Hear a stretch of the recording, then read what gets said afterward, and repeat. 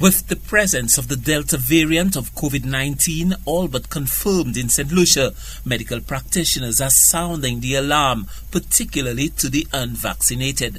Former Chief Medical Officer and Consultant Pathologist Dr. Stephen King warns that those who have not been inoculated against the virus are at serious risk. It's the unvaccinated who are at great risk here. The unvaccinated are the ones that are going to bear the brunt of the disease and the death and the hospitalizations, right? Yes, occasionally you will get a vaccinated person that it'll happen to as well, I might tell you. There are vaccinated people who can get sick with this virus as well, right? But that is the minority.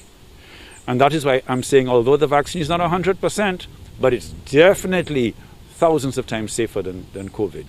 So, what are the options that should be under consideration as the government seeks to get the recent upsurge in cases under control?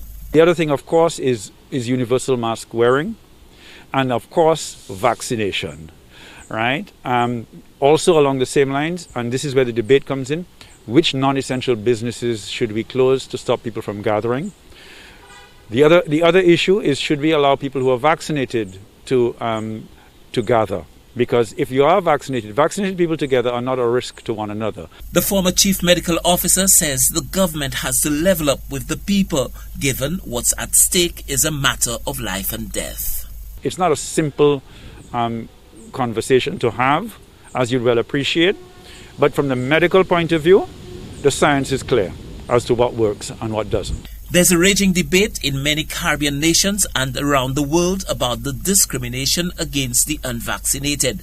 This has erupted in violent mass protest in some neighboring nations as the governments seek to strike the balance between protecting the population and preserving people's fundamental rights.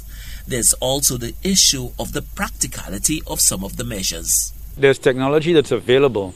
I mean, QR codes that could be linked to electronic databases that could immediately tell you if somebody is really vaccinated or not.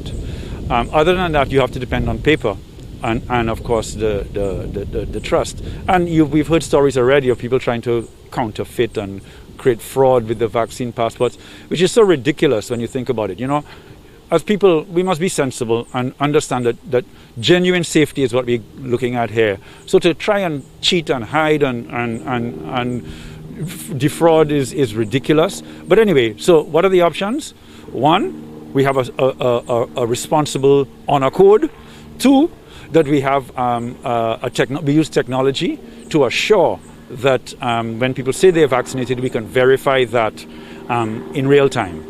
The recent spike in COVID-19 cases has presented Prime Minister Philip J. Pierre and his new administration with an early challenge, one with life and death consequences.